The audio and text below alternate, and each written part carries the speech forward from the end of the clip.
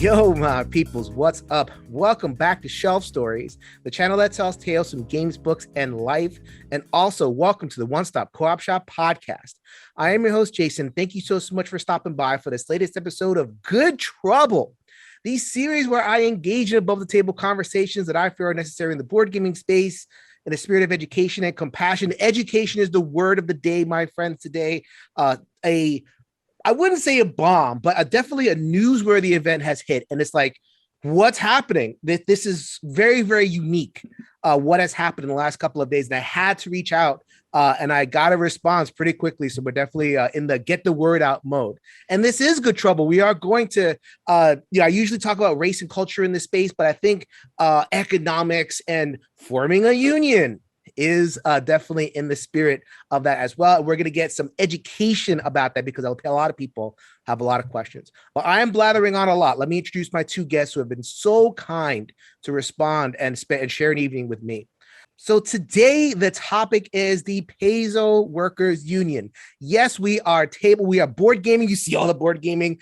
For those of you RPG folks who are seeing me, they see a lot of board games, but RPGs are in my heart, and we are definitely going to talk about that. The boundaries are porous for tabletop. It is gaming, and things that are relevant in the RPG space are going to port over here to the board gaming space. So we're going to talk about the Paizo Workers United. What is that? What did I get the name of that, Mark?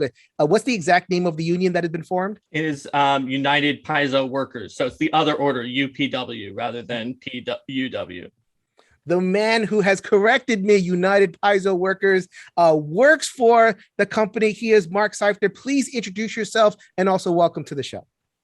Hi, I'm Mark Seifter. I am the design manager at Paizo and a member of the United Paizo Workers Union, which has been officially recognized as a union by Paizo. Mm-hmm. I'm happy to be on the show and to talk to you about the union and to be on here with a great freelancer as well. So it's something that we have to break down at the very beginning because there is two separate streams that are coming together. We're crossing the streams over here and it's good. So there is there are the workers who are actually working for Paizo, and we'll get into all that. And then there's a cadre of freelancers who are supportive.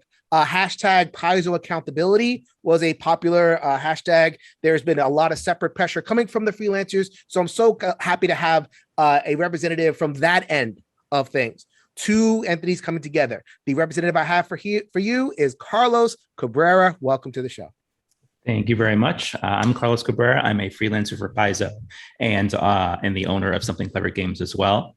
Doing a little bit of voice acting as also. I love those board games behind you because I'm working on a board game project coming up. Fantastic. And Mark and I have actually worked together on a recent project for Lost Omens Legends I think it was mid-pandemic, actually. Very nice. Yeah, that's true. So the union and all that wasn't the first time. We definitely were together on two NPCs that were really, really connected in that book. Very cool. So we are going to do a kind of a one-on-one, so to speak. I mean, this is brand new for people.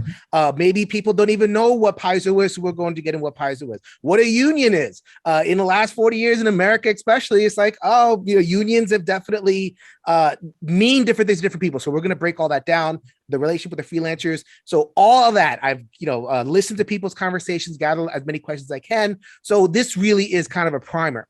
And I will be very honest, transparent. I am pro-union. I have a union organizing background. That's one of the things that I've done in my career. So that's very much, because it's going to be very sympathetic rendering, but I want to, kind of drill down and stick with the facts. This isn't going to be a hagiography. This is going to be the facts. But there's definitely the thrust of it is get the word out and get people talking and ultimately see if you want to support.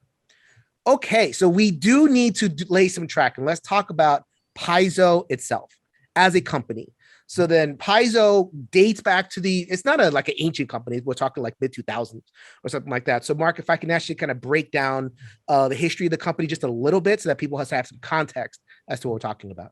Sure. I won't go into too great of a detail, but basically there was a time when Wizards of the Coast kind of was going to stop their magazine department. Wizards of the Coast being the publishers of D&D. Of the publishers of Dungeons and Dragons, and they were going to stop with their magazine department, who made the Dungeon and Dragon magazines. Paizo was a new company that was founded then by just two independent owners, Lisa Stevens and Vic Wirtz, who were former Wizards of the Coast employees, and who put down the money to create a new company that would take those magazines and took some other magazines and other properties and worked on those. And eventually, the magazines went back to Wizards of the Coast.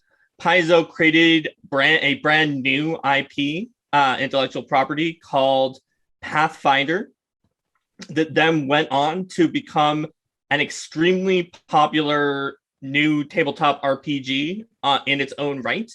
That at the height of its popularity was actually topped the ICV2 rankings for RPG, and even was higher than D&D for a short period of time on there, and has pretty consistently been in the runner-up slot at other times. So that's kind of what Paizo does. Since then, Paizo has expanded to create a new and also very popular RPG called Starfinder, which is a science fantasy RPG set in a distant possible future of the fantasy RPG Pathfinder.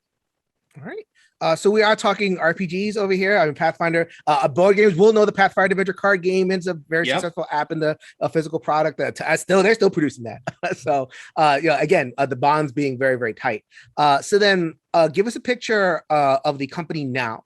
So then, being the number 2 RPG, so to speak, producer of an RPG, and other things, a lot of fiction. I've always enjoyed Pathfinder Adventures. Always good writing. Always, the patrimony, like Dungeons and Dragons, were both adventure magazines. I always really enjoyed that end of things from Paizo. But it gives a sense of the size of the company. Sure. So how many employees and all that kind of thing. There are around 80 employees right now, and that includes not only the editorial department, which is by far the largest department, the editorial department, including designers, that's my team, who work on designing new rules and dealing with rule books, developers who work on creating just about any other book you can imagine, editors who just make the words sing in every project, and the art staff, who are just an amazing group who make the books look beautiful, and of course project management and other people who are on the editorial side. But it also includes finance and marketing and the warehouse, because Paizo does direct sales and has a warehouse, customer service for that Paizo store and other things like that. And so, and a tech team that keeps the website going and all of our other digital things. So Paizo, across all the departments, it's about 80 people, which is not that much, but it's definitely bigger than a lot of the other tabletop companies that are out there. Right. Mid-size. It's not as big as like an Asmodee or whatever, but it's a force to be reckoned with. I mean, the fact that the union started here it isn't like, a company of 5 people starting union. Like this is something that's happening. But then there's not only the employees, there's the freelancers. So maybe you can, Carlos, give us your background in terms of how long you've worked with Paizo as a freelancer and how big that group is of people. Correct me if I'm wrong, Mark, but I believe the total freelancer pool is probably around close to 100 or so, I think. I would ballpark it in the very low triple digits. Yeah. So I started freelancing in 2017. I started with third-party publishers like Legendary Games and Encounter Table Publishing, and then went to Paizo the following year. So I've been working with Paizo specifically since 2018. Okay. That's that's a ton of freelancers. Yeah. And from what I was reading in terms of doing research, it's not like they're siloed, right? I mean, a lot of times you have the model where like contributors don't really talk to each other. But I think what I'm discovering is that with Slack and Discord and all these tools, freelancers are more able to collaborate. So maybe if you tell people a little bit about that process. Yeah, so the online process has actually been, at least in my experience, very similar to how I first got started with third party and with Paizo. With PaizoCon happening in Seattle every year and being one of the smaller conventions that we actually get in this part of town, Paizo employees have always been very approachable and really easy to talk to. And especially with just being able to get one-on-one time in regards to just networking and talking about projects, what you're interested in, what you want to work on. So I feel the transition into the online space through COVID has been actually really, really simple for a lot of people. So there's always been like interchange. It's not like it's been a bunch of people in silos kind of contributing to a pot. 100%. Yeah, I think that it became more accessible to a lot of people through the pandemic, being able to reach people online with Discord and things like that.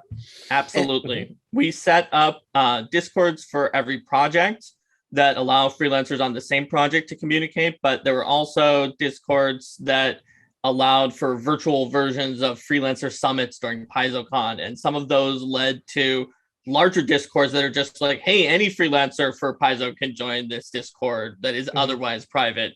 And that really led to an increase in networking as well that helped freelancers meet other freelancers and just learn how awesome our freelancers are. Okay. All right. So then just to round out, I'm not going to just like talk about Paizo, but I think that just getting a picture. So then Paizo leadership, you mentioned that there were two founders. What does the leadership picture look like at Paizo? Okay. So Paizo as a company overall is actually relatively dense in like middle or lower managers, partially because, as we will get to later, the like compensation and salary is not a thing that they could always increase, but they could sometimes be like, well, we'll give you this managerial position. But when you're talking about the upper level executive team, the leadership team, so at this point, Lisa and Vic have been in the industry for a very long time. They are stepping back, and that leaves Jeff Alvarez, the former chief operations officer, stepping into the role as the president, with Eric Mona, the publisher, and the chief creative officer, who's in charge of that big editorial department. So that is, he's the one who's in charge of the department I am in.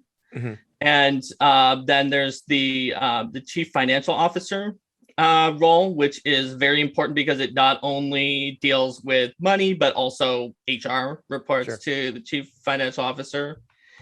And then, that's basically what you have for like the upper executive team. Okay. But there are also some vice presidents as well of marketing and sales, Jim Butler and Mike Webb. Okay. So it's not just like one or two people, like, maybe sometimes we talk about these companies and it's like, okay, here, go talk to this person. There is a management structure. There are roles that are assigned. So in terms of the union moving forward, it's not just like one person, right? And then there's directors. And then beneath those directors, there's usually someone whose title is like managing developer, development manager, design manager, managing editor, like me, design manager, some of whom are union eligible and some of whom aren't due to the exact law, union law. I am union eligible, so I am here.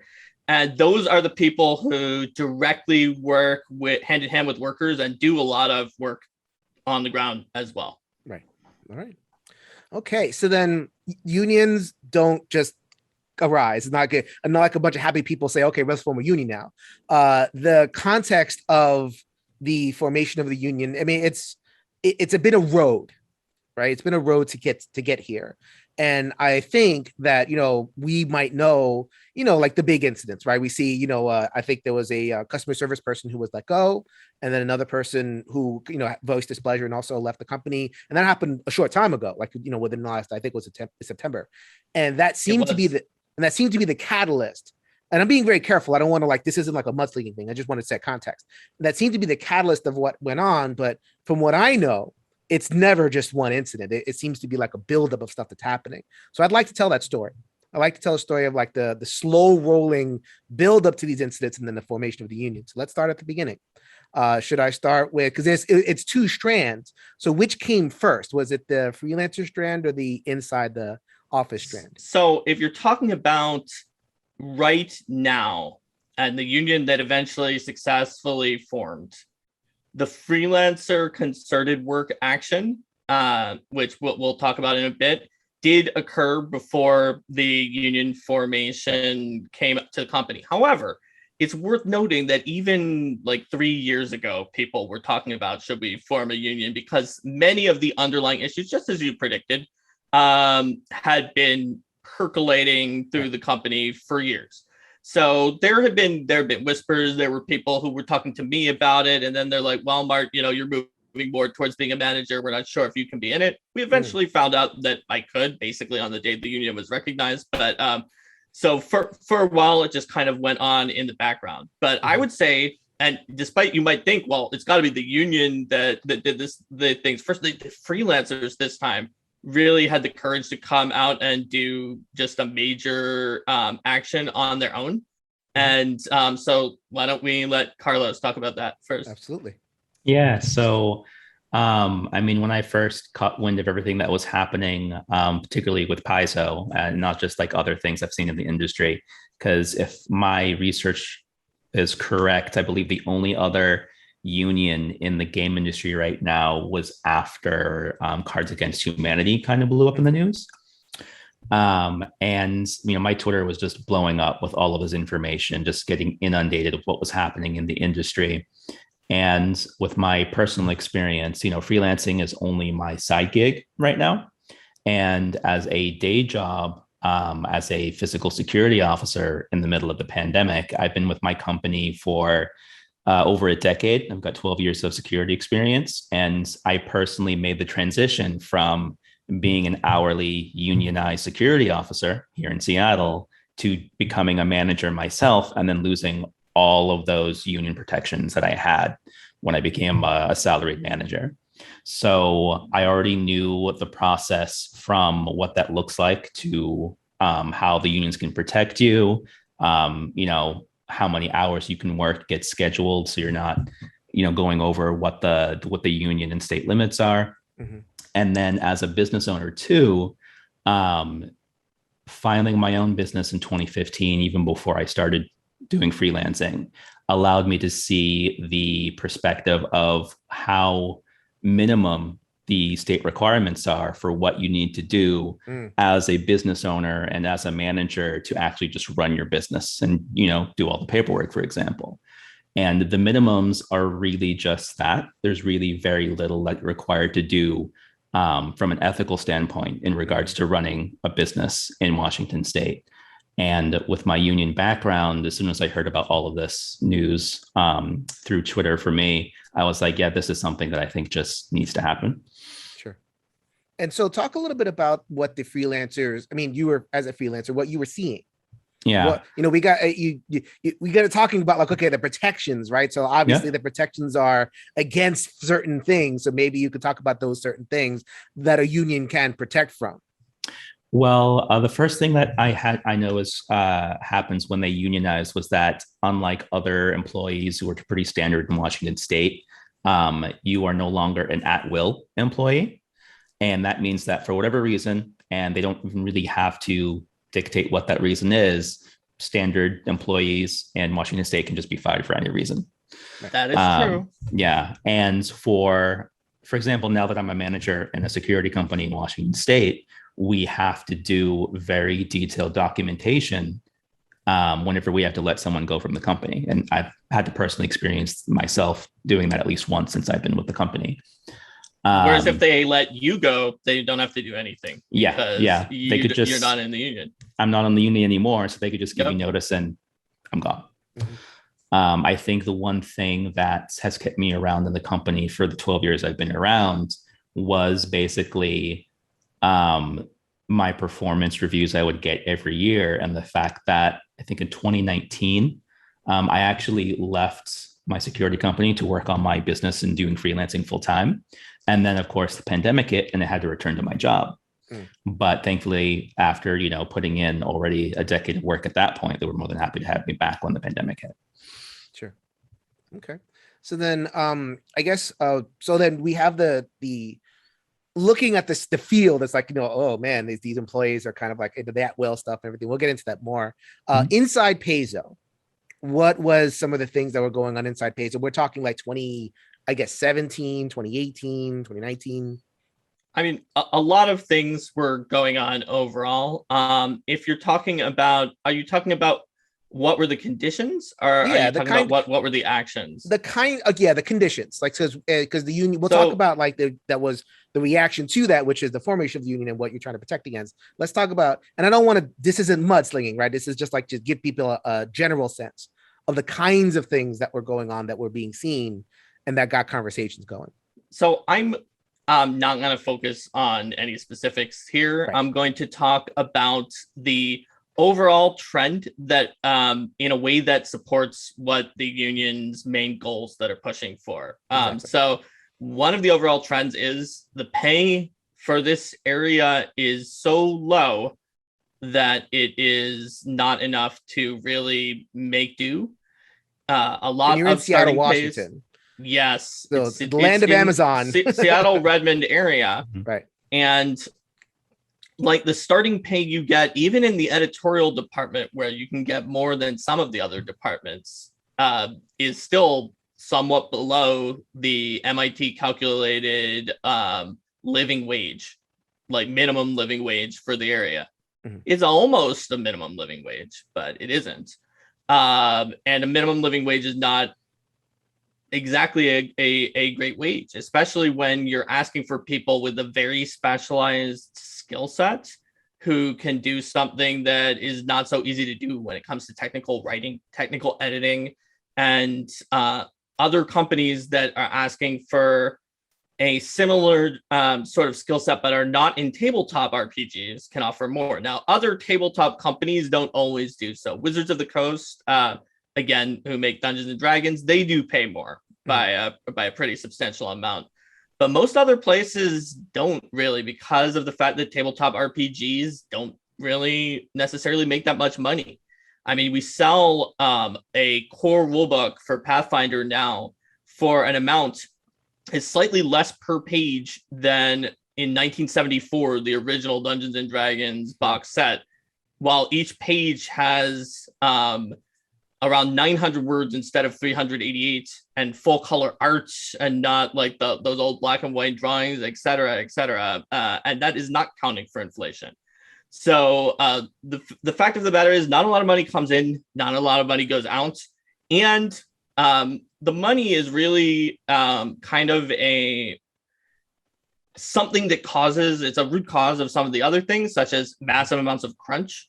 I'm sure if there were a lot of money, it would be easier to hire more people so that you wouldn't have a massive amount of crunch. But as is, there's a massive amount of crunch. In fact, it's not quite so much that it's like, oh, we have our normal time and then we have our crunch time and then the crunch time is over and we're relieved. It's more of a constant state of crunch.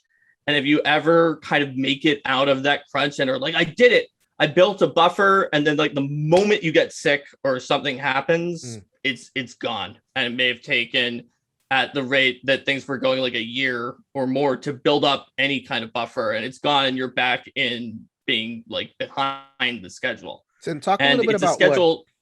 Talk about what crunch is. It's a very kind of insidery. Sure. Term. So the term crunch means that it's used not just in tabletop RPGs. It's used a lot in a lot of different jobs, in video games, et cetera. It means just there's a ton of work and it's more than you can do without either putting in way more hours or without like really, really pushing your brain and body during those hours to perform in a way that not only burns you out, maybe even more than putting in the extra hours, but possibly leads you to miss things that you should have caught.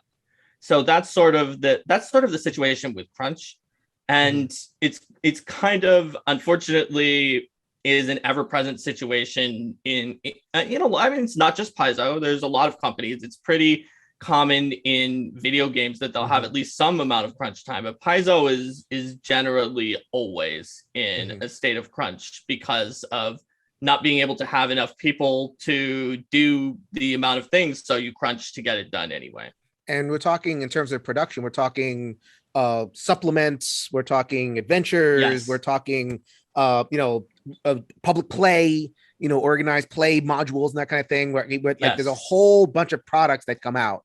There's a ton, and a lot of them don't have the option of moving, like or at least would be very problematic for the company.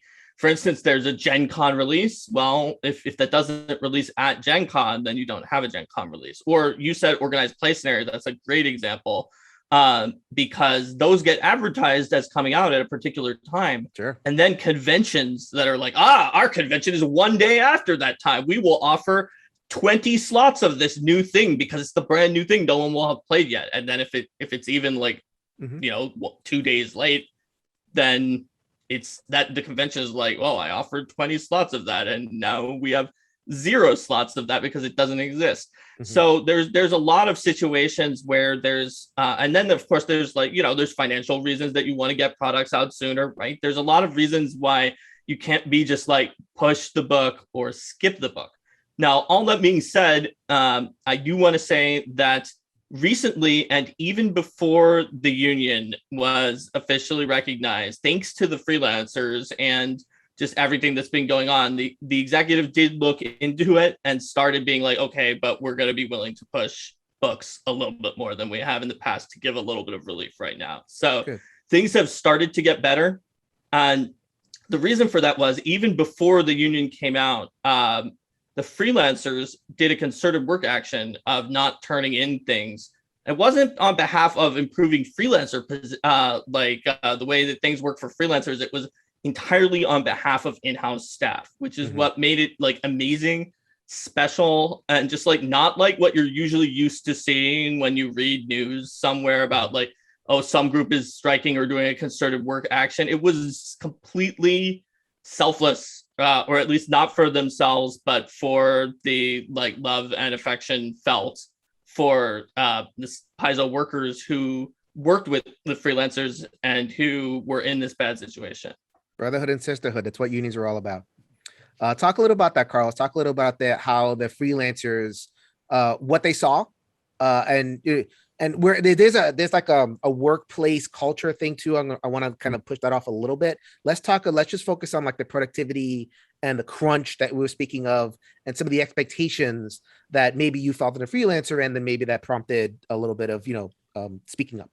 Certainly. I feel like crunch is even familiar to me with my physical security job, since now that I no longer have those union protections, security was designated an essential service during the pandemic. And I was also, so I was forced to work outside physically at my building to secure that location while also doing my freelance work on top of all that.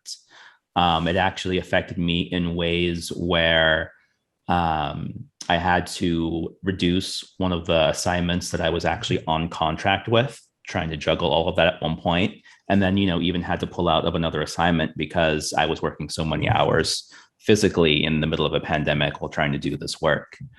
24/7 security is its own sort of crunch type of environment because as manager, especially now that I no longer have union protections, there has to be someone located in my building at all times, at least one officer.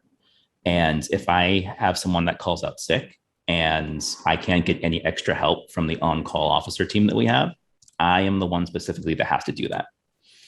And I also have a little girl who just turned 5 this past weekend, but I'm a single father. So every single time I had to work those extra hours, that affected my family personally, and having to figure out what I want to do for childcare in the middle of a week where I'm supposed to be watching my daughter. So I already had that going on in addition to the crunch time. And for example, one of the assignments, I was actually brought on to do maybe a 3 or 4 week turnaround on a Pathfinder scenario for a PFS. And I just wasn't able to do it with everything else that was going on with the pandemic last year. So things like that have a very, very real effect, even on freelancers who aren't full-time Paizo staff. Yeah, everybody felt it. Everybody felt it. And, I'm a psychotherapist. That's my day job. And like, that's, you're telling stories that are like, 35 times a week. I get that story of like, people, healthcare workers. And like, not everybody uses that word, but like, I can see half my audience going like, yep. Not enough workers, too much work and all that kind of thing. So then talk a little bit about the specific action itself, how the not like basically, you know, when it comes to labor, we only have one real power, which is not working. It's the thing that will give like a management, like the flag. Like you can say everything that you want, it's to write all the emails and everything. At the end of the day, if they're not listening, there's only one thing that will get their attention, and that's an unfortunate thing in the history of labor unions. So then that was the power that was exercised. Maybe talk a little about what went into that. Certainly. So when all of these things were coming to light about what the working conditions at Paizo was, we freelancers decided that even if we were already on assignment, that we would refuse to turn in those assignments until better working conditions for Paizo employees were actually going to happen. And that was like organized over Slack or Discord? Was that organized over like that was all social media, Discord, Twitter. All of the freelancers came together on that using whatever online tool that they could. And when I heard about what was going on, there was at least 50% of the freelancers already involved in stuff like that before I even spoke out publicly on Twitter about it myself. Wow. And whenever you see freelancers being involved in union stoppages or work shortages, sometimes the company will reach out to freelancers to circumvent that, to make sure that the work still happens. But all of the freelancers banded together and said, no, we are not going to participate until these conditions improve. And that happened before the union even. Right. So the executives already knew they weren't going to be able to go to the freelancers in a situation like that. In fact, there was already pressure because, like Carlos said, there were well over 40 freelancers, and we said there might be a little bit over 100 total. And some of those included some of the biggest names among our freelancing pool who were part of banding together as well. So it definitely had a noticeable effect.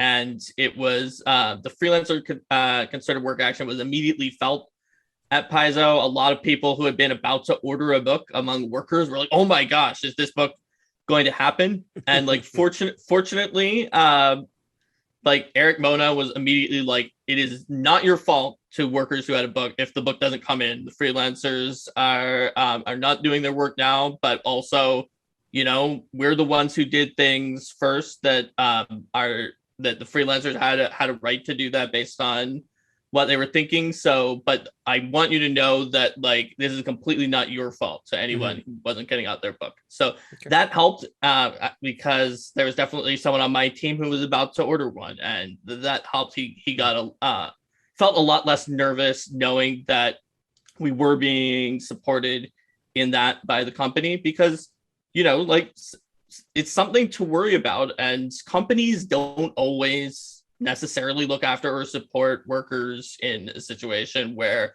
even if it's not their fault. So it was good that it was happening here. And that worker action, was that earlier this year?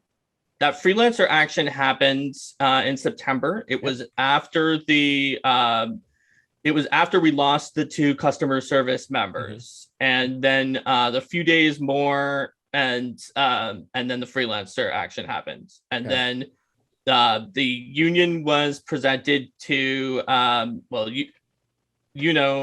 guess it was, let's see, it was a few weeks ago. I can look for the exact date that the union happened, but that was several weeks after the official release and announcement of the union. It was several weeks after the freelancers had already started their action completely independently of the union, just on behalf of not themselves again, but on behalf of the workers at Paizo. Okay, so then let's fill in one other gap before we get to the actual formation of the union, which happened very recently.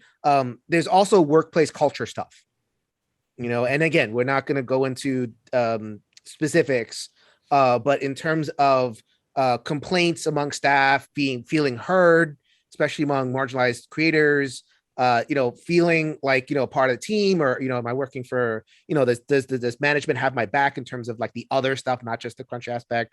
I mean, whatever you're comfortable with sharing, on a general level, what were some of the conditions that were happening on that end that maybe people were talking about? So I would say that one of the big things there was transparency, or really, the lack of transparency. So there wasn't really a huge amount of transparency within the company with regards to just like overall what was going to happen and the way decisions were made. In terms of company finances, like occasionally the company actually would give some pretty transparent information about finances that may have been beyond what other companies did. But frankly, as of right now, it's been years since the last time they did that, and people had been very curious and had not heard. So the lack of transparency and also like, the lack of response when people go to ask for something. And like you said earlier in the show, companies are, sometimes companies act with malice, but more often than that, they act to maintain the status quo because the status quo is something that's comfortable and they don't have to do anything different. Sure. And so a lot of times people would ask for something and it would not happen and the status quo would remain. So what would be an example of something that would happen, just to kind of give people a concrete thing of like, sort of any kind of request, if it was made by one person, might not necessarily move up in the same way that if a lot of people talking about it together ask the same question. And I guess I don't really want to get into some of the high stakes ones that also need an independent investigation before they can be determined. So I'll talk about a random low stakes example where it did turn out fine without a union, but it did require a lot of people working together. So it's a very inside baseball thing, but when it comes to when you're presenting a new character for the game, some characters can have levels, and the level determines how powerful they are. Now, in some cases, when the new character is in an adventure and you're fighting them, you absolutely not only need to know their level, you need to know everything about them. But there are other times when they're just kind of in the side, or they're introduced as a mysterious old man who lives in the woods, and you kind of want to leave it open. Is this just some guy who lives in the woods? Like in The Lord of the Rings, is Tom Bombadil actually super powerful? Right? To give an example of that. Level 30. So there were a lot of people who liked being able to introduce a character and not put parentheses with like Tom Bombadil, parentheses, level 30 secret god dude inside of the parentheses, but just say Tom Bombadil. As an example with Lord of the Rings. But there was going to be a mandate that said that you had to do that in every place, whether it was necessarily what the individual developer thought was the right move or not. And so some individual people talked about it, and generally it was like, no, but we're going to do it anyway. So a good faith effort was made for one book that had like 3 books from completely other teams that were all dealing with the same characters, because we had certain regions that multiple books were going to talk about. Like you may have, for those who really know our products, like we're doing Guns and Gears, and then we have a book and Adventure and another book that go in the same place that Guns and Gears talks about. And then we're doing a Book of the Dead, and then other books about the nations of the dead. And so we gathered together a bunch of people to try to figure out what levels should these characters be. Like just one book's worth of people can't decide this. There's an entire adventure that might even make you fight that person. And then we said it was level 10 here and level 15 there. So when we gathered everyone together, what we discovered is that literally everyone did not want to have this as a blanket rule. Again, this is a very minor thing I'm using because I don't want to talk about a major thing that hasn't been determined yet. So once we realized that literally every single worker and middle manager wanted flexibility to do it whichever way is correct for the project, then one of the developers, who's now a development manager, went and talked to them and was like, hey, yeah, we kind of don't want to do this, and here it's undersigned by literally everyone. And they're like, oh yeah, okay, that makes sense, we'll just do it when we need to do it. So it's a good example of just kind of a very polite collective action that succeeded when several people had individually made the plea and it wasn't heard, because companies tend toward the status quo. And also, if you're someone with a lot of experience in the industry who is high up in the company, and like, I will understand why you might be like, well, I've been here for a while. This one person who came to me maybe hasn't been, and I'm going to trust my own opinion over their opinion if it's a one-on-one. I can see that, and I can see why you might be more willing to trust it if literally everyone says it. So that's a kind of a low stakes example, Sure. but you can assume that examples like that were like relatively common, and I think they are in many offices and many different jobs where if you just kind of say you don't like how things are going or you want to do things in a different way, it's not necessarily just going to change because you said that. And there's like HRE stuff, and there's always, from a union background that I have, like when I hear that HR is like so closely aligned with management, then HR is like, can I talk to them? Can I trust them? Is that a pathway for me? So there's like a bunch of stuff. So we're gonna HR in general as a job at any company has the interest of the company at heart, and not as a department has the interest of the company at heart.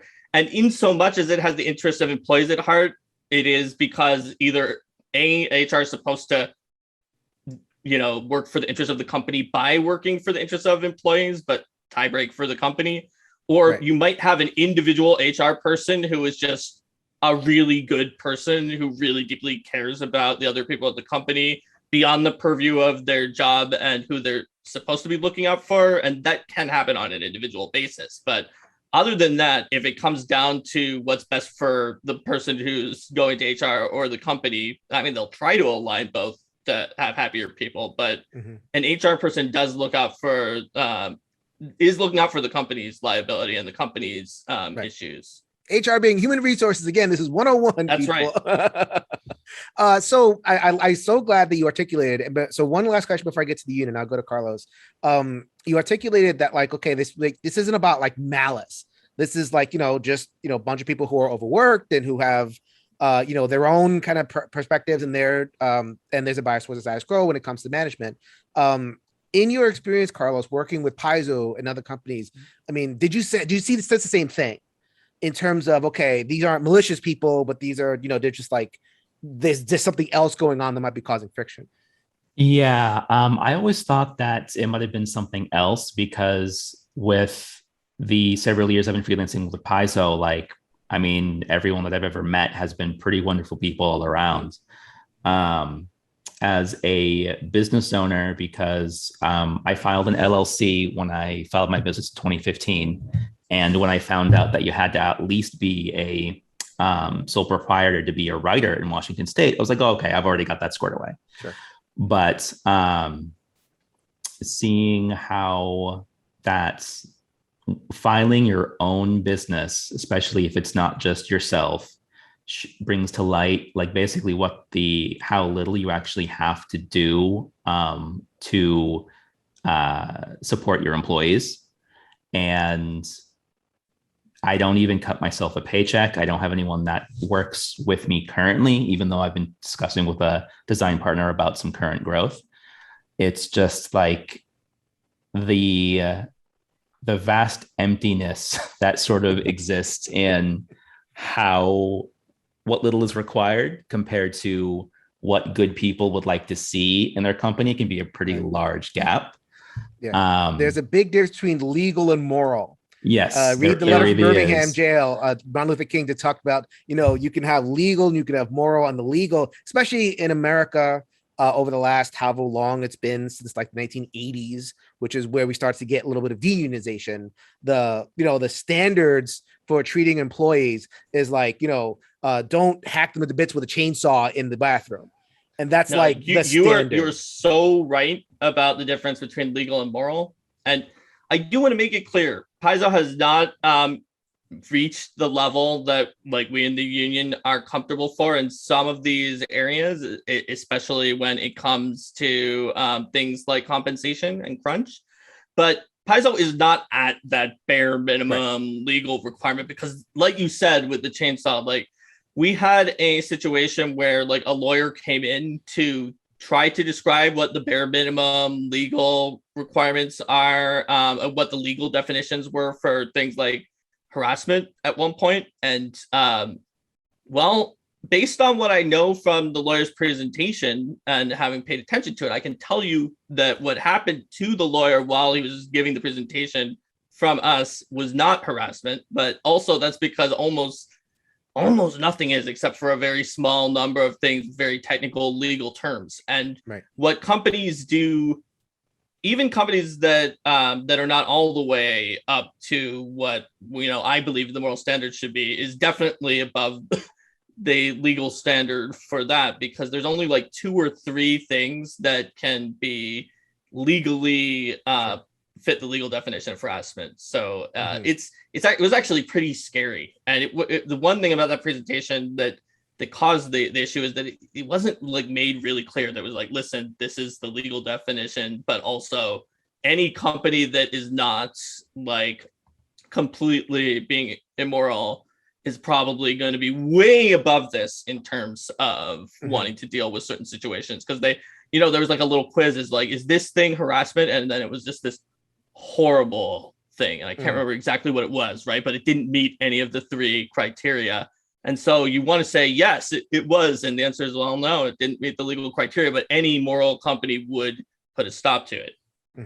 Yeah, and Mark, of course, would be able to know what the specific conditions of Paizo are like. But as a business owner in Seattle, my company is actually registered in Seattle proper. I both live and work downtown, and my business I run from home.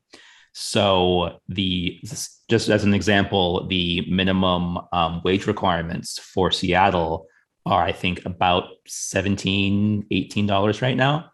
And any company that is not in Seattle proper, like say Redmond or North Seattle, Tacoma, where the airport's at, that's not a requirement that they have to do because they're not in the city boundaries. Right. Okay, so then that gives a lay of the land, hopefully, to folks why a union is necessary. Yeah. And because in terms of guarding against crunch and having a collective voice to even when Tom Bombadil has a level or not, like having a collective voice is just better than having that individual voice, just on a quality of life perspective. Like, it's just nice to be heard, and you're more likely to be heard in a group than you are just kind of individually.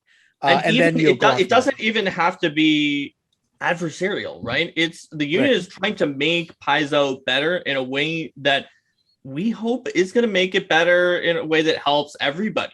And it's just that sometimes that's how it happens at Paizo, and probably at other companies, where one person tries to have an idea that will help and nobody listens to it, right? But if the union can come up with ideas that wind up helping the whole company and collectively speak it, it opens negotiations and it carries a weight that causes those ideas to be considered when they might not have been considered before. So it's not like that the union is existing like in a way that's like being adversarial or negative. It's a positive. It's have to be a positive force that's going to help, and it's going to help by bringing things into discussion rather than being just sort of like simmering behind the scenes, and occasionally one person talks about it and then nothing comes of it, right? And I will absolutely get to the adversarial thing. That is, I have a whole thing about that. But before we do that, I want to again set more context. So then around 80 employees. So how many are unionized? How did that process go? And what's the relationship if you're not unionized? How do you relate to those workers? Just structurally. Okay. So describe what's going on. Sure. So of those 80 employees, there are a decent number who are not union eligible for, there are a variety of reasons in the US. Now, I am not an expert on union law. I am someone who, when the union was announced, because at the time it wasn't clear whether or not I could join it, I read up on union law.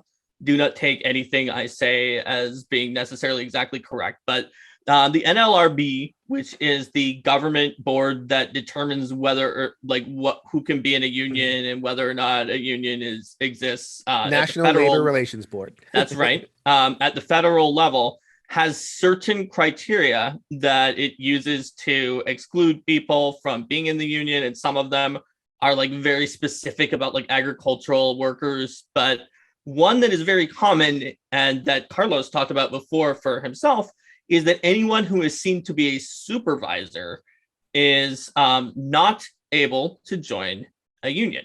Right. Now, it used to be that meant that like your role was mainly a supervisory role, but in a 2006 court case, Oakland versus somebody, I could look it up, but it was determined that someone who has the authority to sort of manage and direct other people in what they do could potentially count as a supervisor if they made a lot of like kind of very decisive and insightful and judgment call related ways of doing it rather than more mechanistic, even if they only did that for 10 to 15% of their job and the other 85 to 90% was work, the basic work that everyone else does.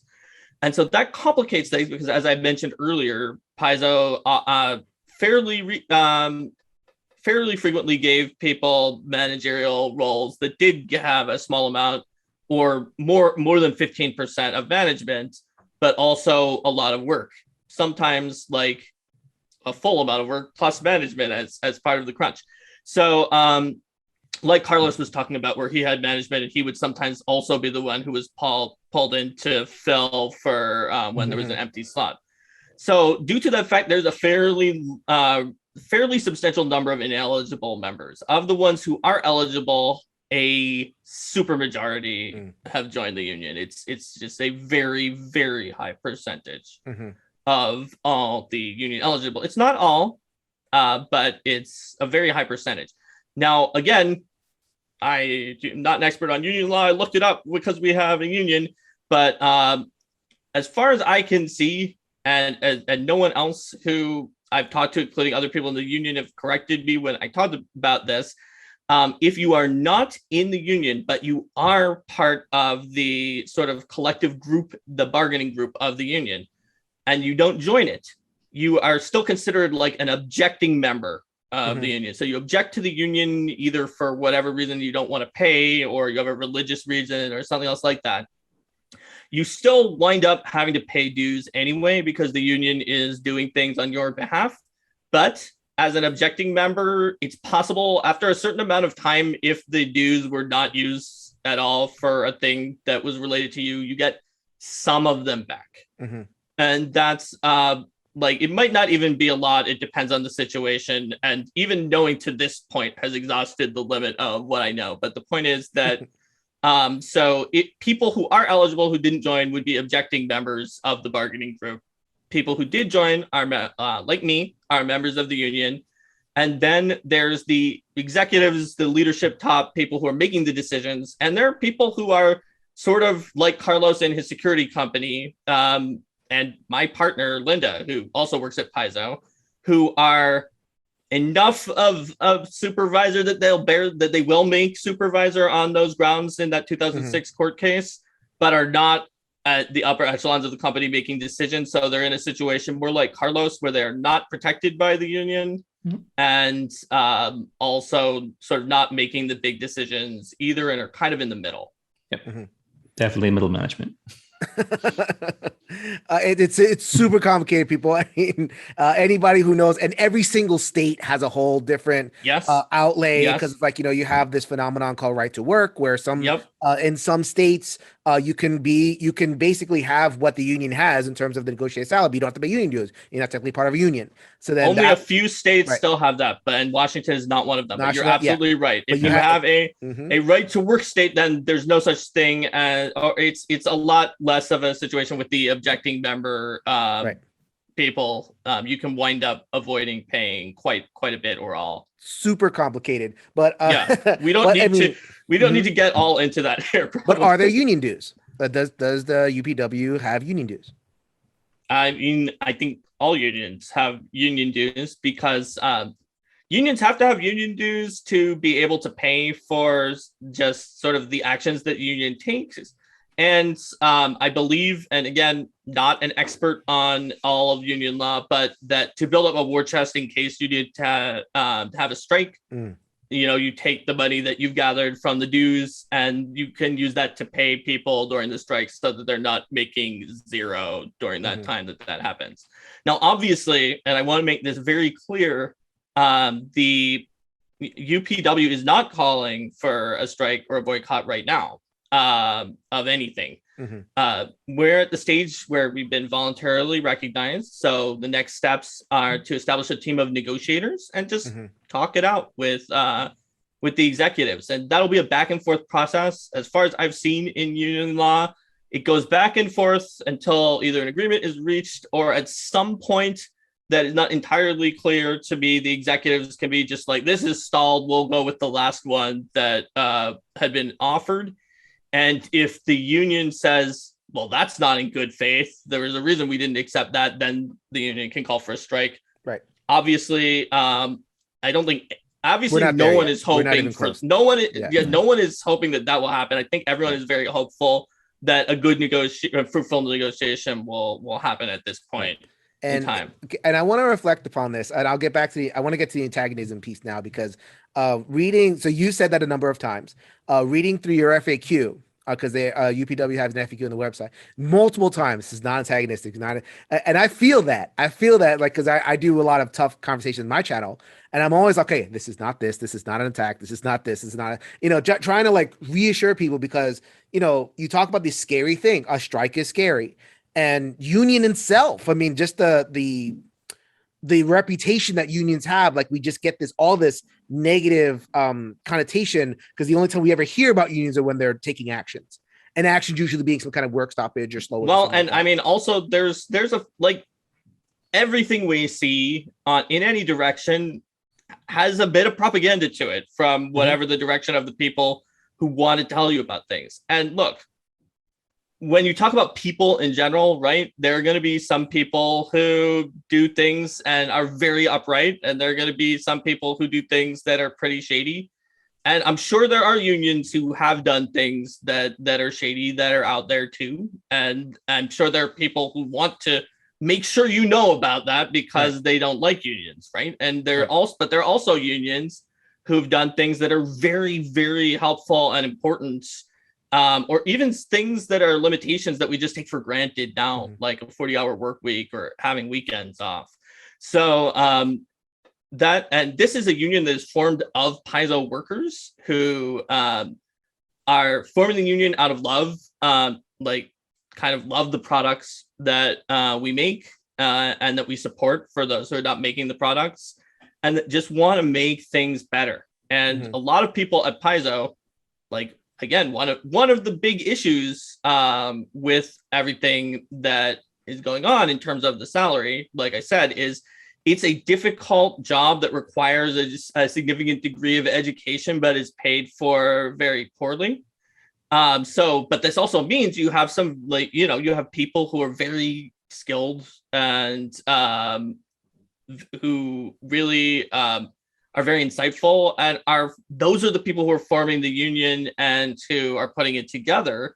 And there are other people at the company that a lot of people among the workers at the company just like know and trust and really like people on our teams, people on other teams. And so it's not like for us and for those of us like Carlos and the freelancer community who know the Paizo staff, it's not like, do you trust this faceless union? It is, do you trust these people who and respect?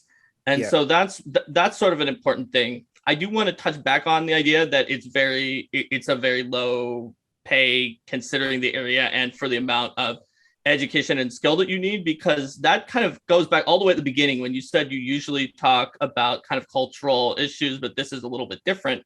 It is, but in some ways it's connected still, because who are the kind of people who can afford to work at a job where they got highly educated and then are just going to make below a living wage or like barely above a living wage in the area? It's generally going to be someone who was in a relatively better off situation, right? Like my dad was the son of immigrants who escaped World War II, but off scholarships, he became a doctor and he has some money. So that is enough that I don't have to fear for what would happen to me immediately after Paizo. My own personal finances are not such that I feel like I could retire, start a family, or buy a house.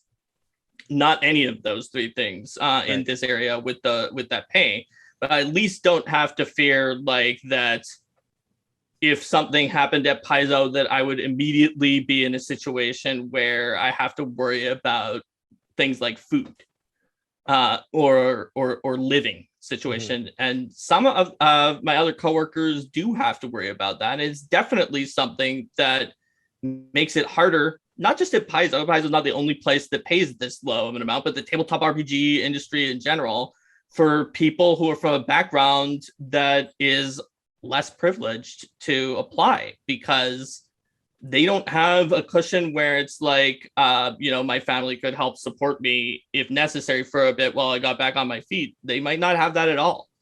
And so everything really ties together. Absolutely. We were talking about the issue of marginalized folks, and I glanced at it. Like, you're more likely to be alone as a marginalized person in a place where there's so much education required or something like that. So like, when you're not in a union, you are more vulnerable to reprisal. You're more vulnerable to be being misunderstood and not represented. And it's a multi-layered thing. There's a reason why I cover it all here. The good thing about Paizo is that when it comes to the workers, Paizo workers, at least in certain ways, and there are other ways that we're always trying to improve, but in certain ways, Paizo workers are very diverse, especially when it comes to LGBTQ staff. We have quite a few at Paizo, and so that's one way that they're not necessarily alone, but it's still, it's called marginalized for a reason. You're going to feel isolated, and sure. I can tell you that it's very possible to feel isolated at any company, whether or not you even without that. So it must be even worse for people who are more marginalized than I was. Like, when I first started at Paizo, the teams were not nearly as friendly as they are now. Like, one of the things I've been working on is trying to get teams to be friendlier, and a lot of people have. It was absolutely not just me, but when I first started, there's actually people might have been like just surprised when I said, oh, all the teams like each other and we like people all across other teams, because a lot of people I've talked to at other companies are like, no, there's a lot of fiefdoms, and like this person in this department has their own fiefdom, and people don't like X other department. And like, there was some of that, but we really pulled together a lot recently at Paizo, and that helps a lot, at least in my point of view with isolation. But everyone has their own point of view with isolation. So like, ironically, we're in COVID when we're like literally isolated, and I'm feeling less isolated when we were all at the office when I started, and it was kind of like, yeah, you're new, but also your team is very isolated from the other teams. I guess Carlos, talk a little bit about from your perspective. I mean, is it fair to say that you're kind of on the outside looking in? Is there how porous is the border between what's happened with the unions and the freelancers? Talk about like what's happening now that the union's been recognized and everything. What are how the freelancers relating to union? Now that the union is recognized, which is one of the goals we wanted to see achieved as we were doing our work stoppage, there has been probably a deluge of emails about taking on new assignments since that goal has been achieved. Everything I was hearing from my fellow freelancers was like, we will continue work tomorrow, the day that the union gets recognized. And that was just such a strong binding agent for all of us freelancers. It was just amazing to see, even before I became a part of it. Very nice. Like, the freelancers, not part of the union, not protected by the union in any way. The freelancers were incredibly brave and choose to take that stand, because absolutely, for any number of reasons, the response might not have turned out for them in as good of a way. And I'm sure freelancers who started were worried about that, in the same way that when we in staff first saw it, like I said, the reactions were like, oh my gosh, is the book going to make it? And do the freelancers not like us? Are they upset? Do they think we like tricked them into working with us? And then we eventually realized very, very quickly after that, no, the freelancers love us and they're doing it for us. And because of how much they trust us and how much they want to help us, it's about it's about a kind of solidarity between two groups of people that are not actually like legally connected by the organization to get something to happen, and it's beautiful. And I don't want to kind of bring something else in again, speaking from a union background. A lot of the misconception about unions comes from the fact that sometimes leadership of a union is not directly connected to the workers. So like you'll have like a, like UAW or something like that is like, international workers. So like you have this board and it's becoming very far from the union. So like you're going to hear a lot about strikes happening now at John Deere and Kellogg and at these other places. The union leadership like negotiated a contract and then the workers said no.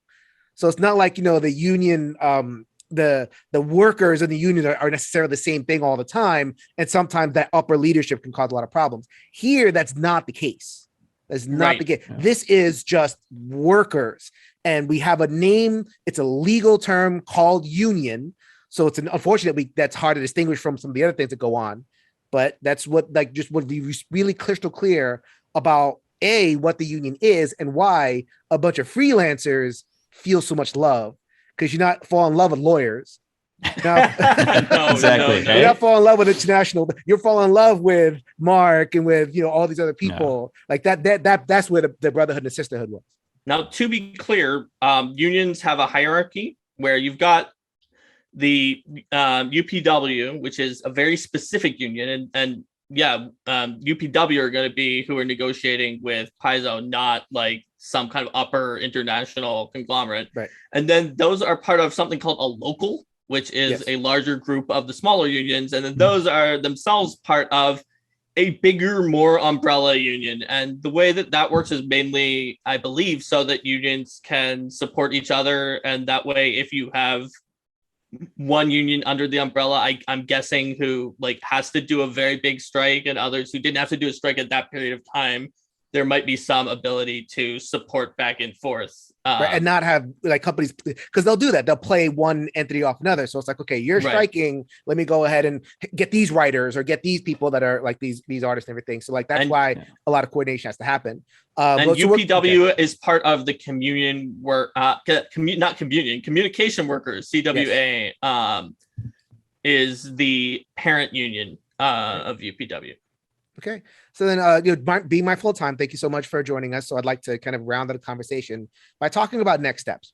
So next steps is like clearly the action was to get the union recognized, which is because like it's almost like more tweets went out for that than like the initial announcement, because people can announce unions all they want. It takes the recognition of from the top end to like, okay, this is real now. We have bargaining power now, and like we've overcome a real hurdle. So like that hurdle's been overcome, and I was like, yay. The announcement actually had more. The announcement of the union made it to number 5 trending on Twitter. Oh, nice. It was behind only Steve Bannon refusing to testify, people being mad at Joe Biden, and 2 things that were happening with the MLB with baseball. And it beat an NFL number being retired for some famous player, Batman, George Takei, and National Dessert Day. Wow! During a very small period of time, at which it was number 5, which was really shocking. But it was also very surprising, and I think even to like probably people from other unions, that it was recognized voluntarily by Paizo after 7 days. Like it was announced on day 1, it was recognized on day 8. Like super fast. That's not how it usually goes, right? Right. Like I think Half Price Books, which is kind of like a book reseller that's also in the area, tried to unionize, and their store put up like a big sign that was like anti-union. It's like, we're fighting it to the ends of however much we can, and that was extremely recent. Amazon in the Bessemer plant in Alabama, I think it was. They announced a drive to unionize, and it's like all the tactics came out, and all the the subtle things, like because technically you're not like as a boss, you're not supposed to like directly fight a worker action like that, or a worker like attempt to managers cannot speak against the union, and even before it's voted for, they are not supposed to speak in favor of the union in case it's used in a court case or something weird. But the difference between legal and moral The legal standard of like, managers pushing back may be pretty low. And then there's gray area that gets explored, blah, blah, blah, blah. I'm sure Amazon's lawyers know where that gray area is. So then you're recognized. So then the next steps, right? And so will there be a formal collective bargaining? Is that the next step? Or are there intermediate steps that have to happen before that? Well, I mean, in general, for a union, the point of a union is to do a collective bargaining exercise. So the intermediate step is to kind of, get a group of negotiators for the collective bargaining, get that all set up and get it set up on the executive side, which is not really a major intermediate step. So yes, the next main step is to get ready for and perform collective bargaining and try to find something that is good for Paizo that can be agreed upon by everyone. Hopefully, compromise isn't always one that makes everyone happy. Sometimes it's ones that makes everyone a little bit unhappy because they didn't get exactly what they want. But hopefully, it'll be one that makes things better for everyone at Paizo as much as it can. So then, better is an open-ended term. And sure. I imagine that there's still discussion need to be had in terms of specific things that are going to be pushed for, but in general, I can tell you our three big things. Sure. Okay, so the three big goals, and you're not going to be shocked if you've been listening to this interview because they're things I've been talking about, are generally greater pay equity, including salary increases to match the cost of living. Securing permanent remote work options for most positions. Obviously, a warehouse has to be where a warehouse is. But one thing we didn't get into here that is true is, we kept saying it's a very expensive area, but a lot of these jobs could be done in a much cheaper area. And then even if the job didn't pay that much more, it suddenly gives you enough to pay for a mortgage in that area. And then you could sell the house later to try to retire. And then you suddenly get some of these things I was saying that a Paizo worker can't really do any of them unless they have like a rich spouse or something like that. And then the third thing is more transparency. More transparency on finances and plans and other things like that. So those are the three biggest public goals that the union has. And of course, like just by being a union, like you said, people aren't at will, and the union is automatically reactively is protecting people, and so reactively protecting people especially from marginalized communities, and then proactively we're looking towards going for those three goals that I just said. From the freelancer end, do you anticipate, because again we're keeping these separate, freelancers are not the same thing as employees, is there what is the stance of a freelancer when it comes to this stuff? Is it just kind of wait and see, we did our part, we did the action, or or is there something that's percolating among that community that is a contribution? I think, at least for me personally, and I think this is something that the majority of freelancers I've worked with will probably agree on, is that if the standards at Paizo can be increased for their workers, then eventually it will help us as well. I think that's one of the personal favorite things I've seen at a convention myself, is that employees for Paizo like Adam Daigle will be at a convention and would talk about how important it is to raise the floor for the minimum amount that freelancers make with Paizo. And he's always been an advocate for that. And I think ultimately for me personally, because I do a lot of advocacy for the Seattle video game community, as well as Paizo and freelancing, is that I want to see the standards increase for the game industry just as a whole. I was recently catching up with a friend of mine who works in film this previous summer, and we used to go to high school together. And he's actually part of a cameraman's union. And even though the income he makes might fluctuate depending upon the work he gets in, the comparison between the games industry and the film industry is just the night and day difference, because the film industry has been around for longer and they've been unionized for a lot longer than we have. So I think that just this progressive action could eventually help the game industry as a whole in the long run. And that's what I want to see personally increase for everyone.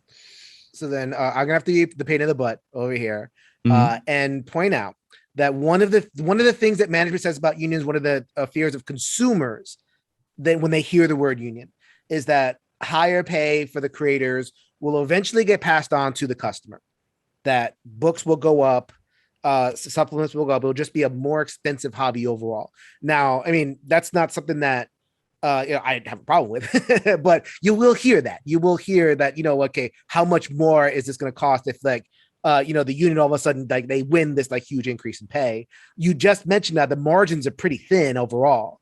So it's like those margins come from somewhere. I kind of came up on that early when I mentioned that the prices have gone down per page with pages having more content and better art. Right. Since 1974, not counting for inflation. So the problem is that like when it comes to paying appropriate wages, and especially for the fact that it's technical writing, that it actually is very inexpensive compared to some equivalent amount of writing or work on, say, a board game, where people are willing to pay a lot more for a board game than a book, because I guess there's a lot of intangibles towards it, and the fact that board games, you have all those pieces, so you can kind of justify it to yourself when you pay however much for Gloomhaven. But I'm getting all of those pieces that are in Gloomhaven, even though an RPG book might have taken like an amount of effort that is proportionally right equal or more, and certainly is more than a game that's lighter than Gloomhaven, right? Sure. And so it's something that's very tricky, because a lot of people think of books as just like, oh, it's words and ideas, and they don't really have value. I can write a book. I write memos. I just, that kind of thing. But are willing to think of board games as something that is a premium product that they'll pay for more. And I'm not sure how is the best way to handle that overall. But like, I would suspect, even if there wasn't a union, that due to the global shipping crisis, that RPG books across the board are going to go up, because I mean, I've seen that in board games too. Board game companies saying that their shipping prices are going up across the board because of that shipping crisis. So I'm sure prices are going to go up, but they've also been depressed in the tabletop RPG industry compared to it's never good if it was more expensive in 1974 than it is now, before the fact that it inflated so much. Yeah, I mean, it's a really tough conversation. It's why I wanted to kind of foreground that and look to the future, because I mean, we're going to continue conversations here on Shelf Stories about what needs to happen in order to be better to workers. The consumer is going to have to get used to paying a little bit more. Bottom line. I don't feel good about the fact that people are going to do that, right? Like, I like that people are able to afford the hobby, and Paizo is going to continue to have rules for free on the website, Archives of Nethys. Paizo has a pretty deep commitment to making sure people can play, and that people can pay. They pay for certain like versions of the product, the PDF or the books or things like that. But if you can't, you can still play, because we'll always give the rules for free. So in that regard, anyone who does have that like proud collection of Paizo books on their shelf that they can show off is something of a patron of the company, and is chosen to get the game in that particular format. And I'm very happy with anyone who does do that. And unfortunately, just the way of it is that it's going to wind up probably costing more than that, whether anything happens with the union or not. And there will always be a free version for those who can't, but for those who can and are willing to pay more, then I deeply respect that. As someone whose salary and living comes off of that, I respect how much you love the hobby and are willing to support it with your hard-earned money. Yeah.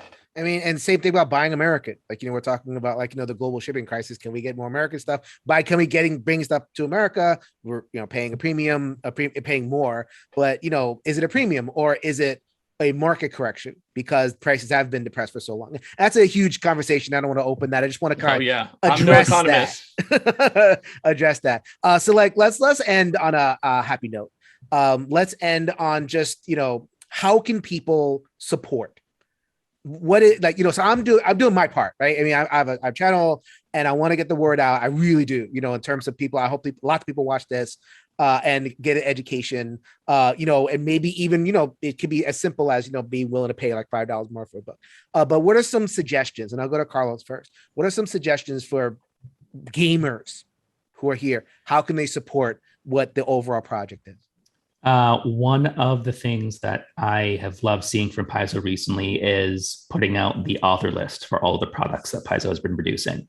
And if there's an individual whose work you really enjoy, you're a lot more easily able to do it now than you were before. If there's something that you really, really like and you want to see that author put more stuff out for the company, then try to find out where their personal websites are and all the different products that they work on, and just keep buying books. It is incredibly fun to design for Pathfinder, and I've been doing work on both editions for the game.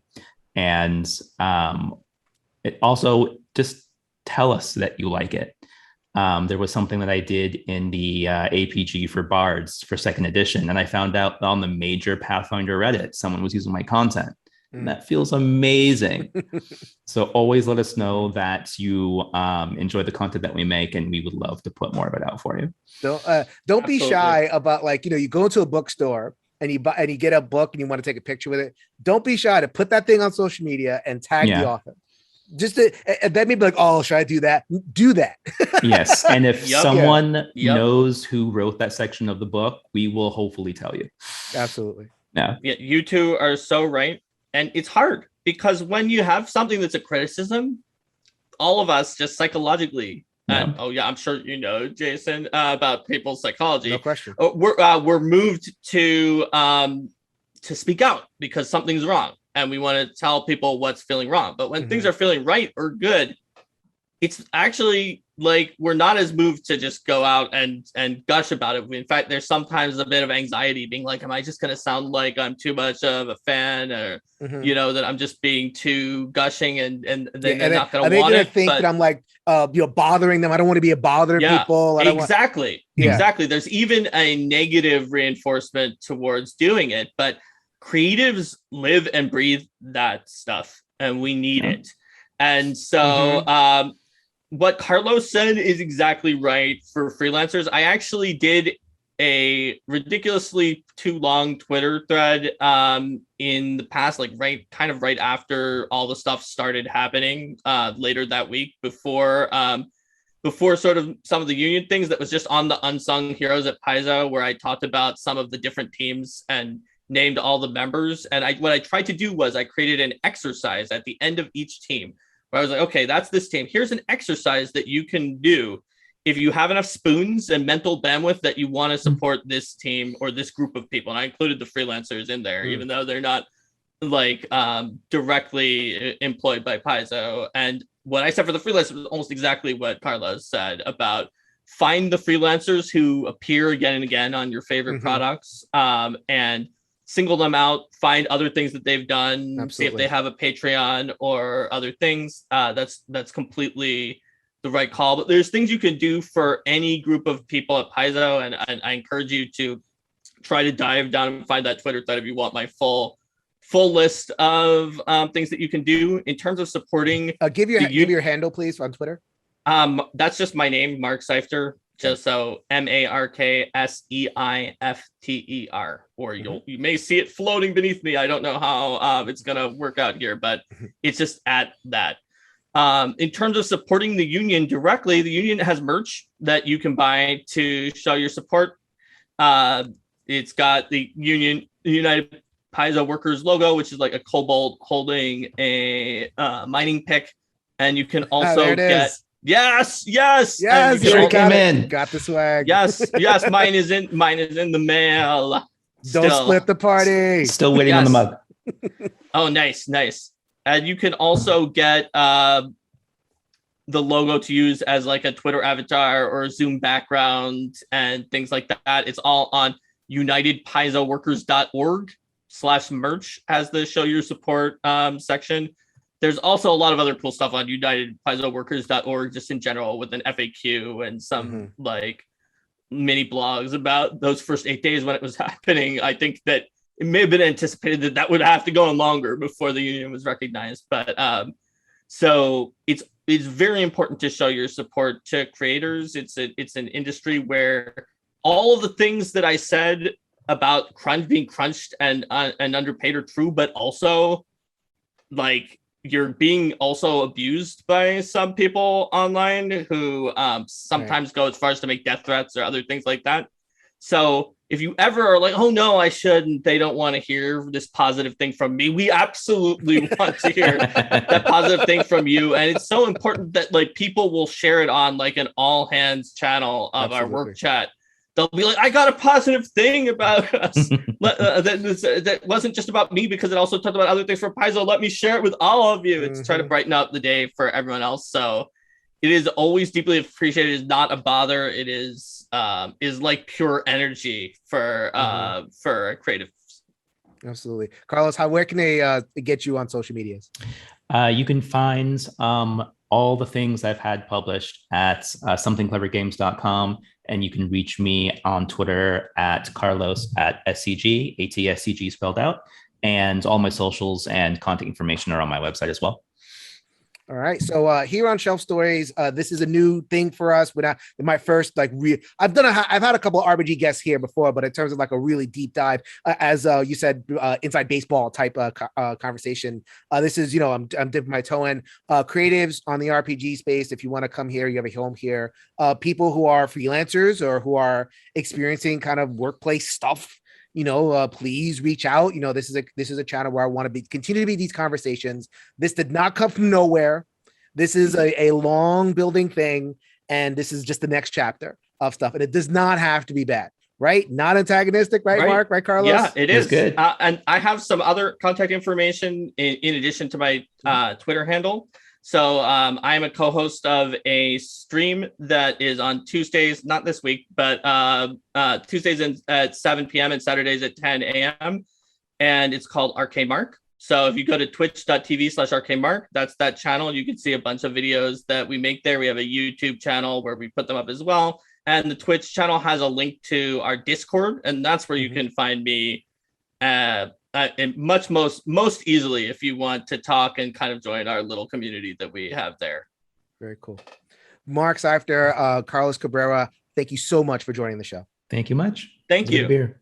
If you can change your mind, you can change your world, people. So until next time, later, everybody.